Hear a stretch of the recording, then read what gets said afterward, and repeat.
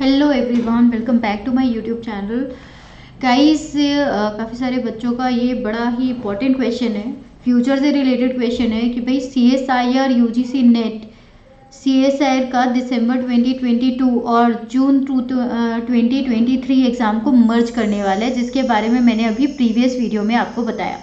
अब अगर ये मर्ज कर देगा तो उससे क्या होगा, क्या ये एक अच्छी सिचुएशन होगी सभी कैंडिडेट्स के लिए? मतलब क्या हम ये उम्मीद लगा सकते हैं कि सीट्स हमारी डबल हो जाएंगी अगर ये दो एग्ज़ाम मर्ज हो रहे हैं? तो पहला क्वेश्चन ये बनता है आपका, राइट। दूसरा बात, क्या हुआ है इसके पहले जो भी एग्ज़ाम मर्ज हुए थे? तो देखिए, ऐसा क्या पहली बार हो रहा है? नहीं, UGC नेट का एग्ज़ाम पहले भी मर्ज हो चुका है आपका, जो कि दिसंबर 2020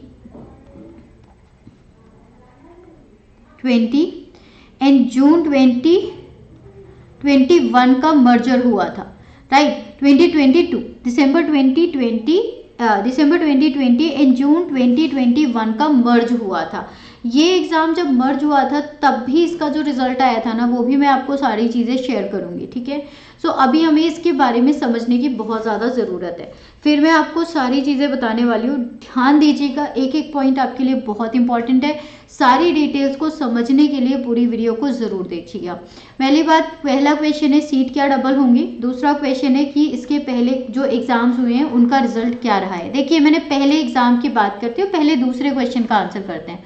सो एक इंपॉर्टेंट एनालिसिस की मैंने, सारे ऑफिशियल रिजल्ट्स निकाल के जो प्रेस रिलीज्ड थे UGC नेट के, उनसे एनालिसिस की, जिसमें हमारे ईयर वाइज एनालिसिस थी। यानी मैंने 3 साल के पेपर्स को देखा, यानी कि दिसंबर 2020 और जून 2021 का पेपर रिलीज हुआ था। पेपर क्या हुआ था? मर्ज हुआ था। जिस मर्ज के पेपर में टोटल नंबर ऑफ कैंडिडेट्स जो अपीयर्ड थे वो थे 671,288, ठीक है। उनमें से qualified number of JRF and LS थे 9127। नंबर ऑफ LS ओनली थे 43,730 कैंडिडेट्स। अगर हम परसेंटेज क्वालिफाइड कैंडिडेट्स की देखें तो हमने क्या किया, हमने जो भी हमारे टोटल क्वालिफाइड थे, यानी कि हमने इन दोनों को ऐड कर लिया। तो जब हमने इन दोनों को ऐड किया तो हमारे पास जो नंबर मिला वो था हमारे पास 52857, और हमने इसको डिवाइड कर लिया आपके जो टोटल अपीयर्ड कैंडिडेट्स थे, यानी कि 671,288 से, और हमने इसकी परसेंटेज निकाली तो आ गया हमारे पास 7.8%। यानी कि टोटल बच्चों का सिलेक्शन हुआ 7.8%। UGC का जब आप प्रेस रिलीज देखेंगे तो आप ये देखेंगे कि UGC नेट के एग्जाम में टोटल 6% कैंडिडेट को सिलेक्ट किया जाता है, ऐसा लिखा होता है प्रेस विज्ञप्ति में, जो कि आप देख सकते हैं। अगर वो टोटल 6% को सिलेक्ट करते हैं तो भाई ये तो हमें 7.8 परसेंटेज दे रहा है, जो कि बात सही लग रही है कि भाई 6%, यानी कि हमारे जितना भी रिजल्ट आना चाहिए उससे ज़्यादा दे रहा है। लेकिन वो डबल नहीं है, पहली बात। These are not the doubled number, double seat नहीं हुई है। लेकिन उससे भी गंदी बात यह है, उससे भी बेकार बात यह है कि ये जो 7.8 आपका आया है, ये सिर्फ इसी साल में नहीं आया जहां मर्ज हुआ था। आपका जून 2020 में भी ऐसा हो चुका है जब आपके 8.9% कैंडिडेट सिलेक्ट हुए थे, और दिसंबर 2019 में भी हुआ है जब 8.2% कैंडिडेट्स सिलेक्ट हुए हैं। इसका मतलब क्या है? इसका मतलब ये है कि हमने सिर्फ एग्जाम को मर्ज कर दिया है, और मर्ज सिर्फ इसलिए किया गया है ताकि हमारी साइकिल रेगुलराइज हो जाए, ठीक है। साइकिल को रेगुलर करने के लिए, क्योंकि साइकिल क्या थी? साइकिल थी कि पहला एक पेपर साल में जून में हुआ करता था, दूसरा पेपर दिसंबर में हुआ करता था। काफी टाइम से हमारे पेपर कभी आगे कभी पीछे, कभी किस मंथ हो रहे हैं। बच्चों को बहुत ही ज्यादा इनसिक्योरिटी भी रहती है, बच्चों को बहुत ज़्यादा असुविधा भी रहती है। उस चीज़ को मिटाने के लिए ये ज़रूर किया गया है। बट सीट्स के बारे में let me be careful, let me warn you कि सीट्स मुझे नहीं लगता कि बढ़ेंगी, सीट्स शायद उतनी ही रहेंगी।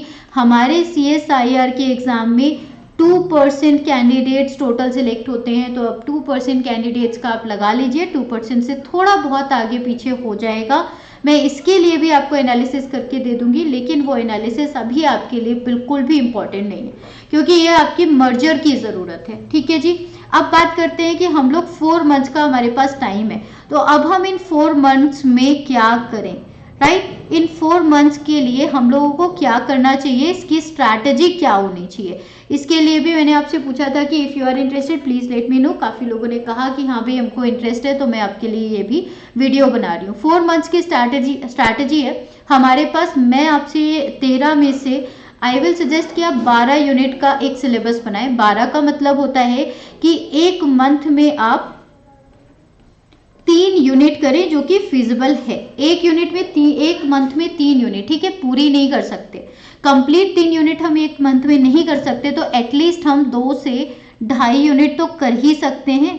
2 से 2.5 यूनिट आप एवरेज लेके चलिए, और आपको ये करना है कि 4 मंथ्स के अंदर अंदर आपने 12 की जगह 11 यूनिट्स तो हर हालत में करनी ही करनी है। कैसे करेंगे भाई, देखिए सबसे पहली बात, यूनिट्स सारी इंपॉर्टेंट है। यूनिट्स में देखा जाए कौन सी यूनिट इंपॉर्टेंट है कौन सी नहीं, सभी यूनिट्स इंपॉर्टेंट है।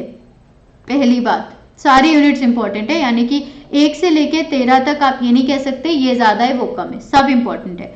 दूसरी बात, किसी भी यूनिट के टॉपिक्स इंपॉर्टेंट होते हैं कि कौन से टॉपिक्स आपको चाहिए, क्योंकि अगर आपको ये टॉपिक मिल गए तो आप इन मोस्ट इंपॉर्टेंट टॉपिक्स को पहले कर लें, तब आपकी वो यूनिट अपने आप कवर हो जाती है। यानी आपने करना ये है कि अब आपके यूनिट 1 के, यूनिट 2 के 3, 4, 5,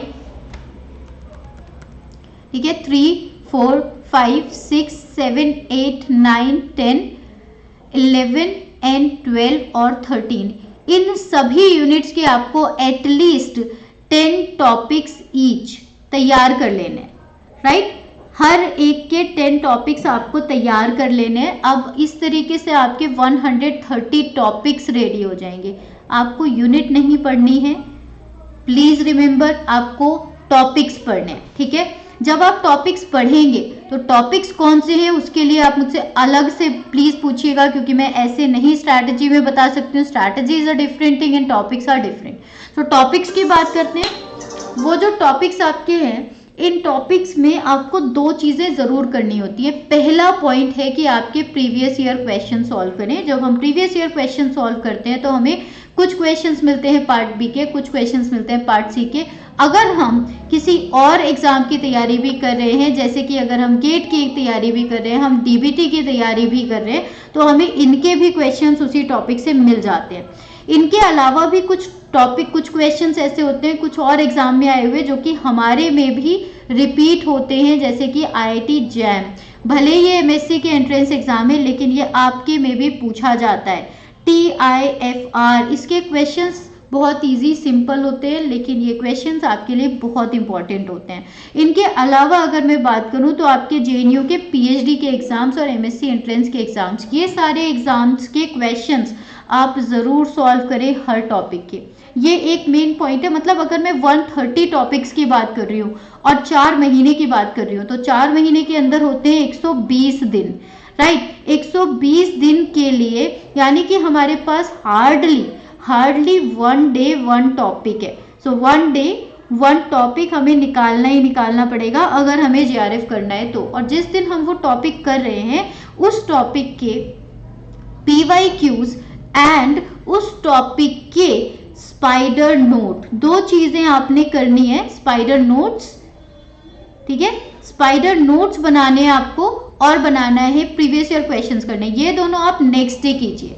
यानी कि मैं आपको एक चीज बोल सकती हूँ कि आप एक टॉपिक की स्टडी का टाइम रखिए। एक दिन, मान लीजिए आपने एक दिन में ये स्टडी कर ली complete, 1 day, it is for 1 day, and then the next day आप क्या करिए, नेक्स्ट डे इस क्वेश्चन को, इस टॉपिक को रिवाइज करिए। नेक्स्ट डे फर्स्ट टॉपिक को आपने क्या किया, रिवाइज किया,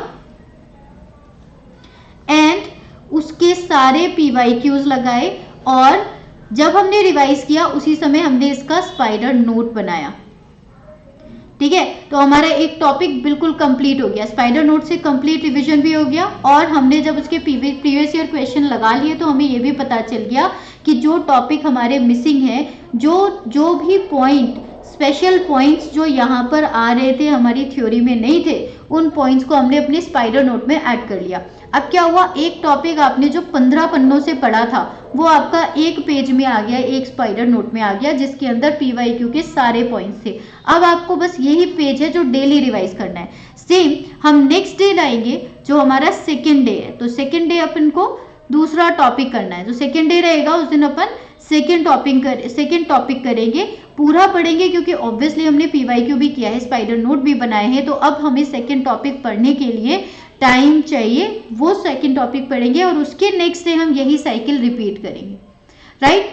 तो नेक्स्ट डे जब ये रिपीट करोगे तो पिछला वाला जो आपने स्पाइडर नोट बनाए हैं इसको आप क्या करोगे, रिवाइज कर लेंगे। तो अभी एक पन्ना है केवल, रिवाइज करना ईजी है, लेकिन अब दूसरे दिन आपने दूसरे टॉपिक का स्पाइडर नोट बनाना है। जब आप दूसरे टॉपिक का स्पाइडर नोट बनाओगे उसके साथ साथ आप इसको जरूर से याद करोगे, तो क्या होगा ना, आपका पिछला रिवाइज होता जाएगा, अगला पढ़ते जाएंगे। यानी कि अब हमारा टारगेट होना चाहिए 120 डेज एंड उसमें हमारे पास होने चाहिए 120 टॉपिक्स।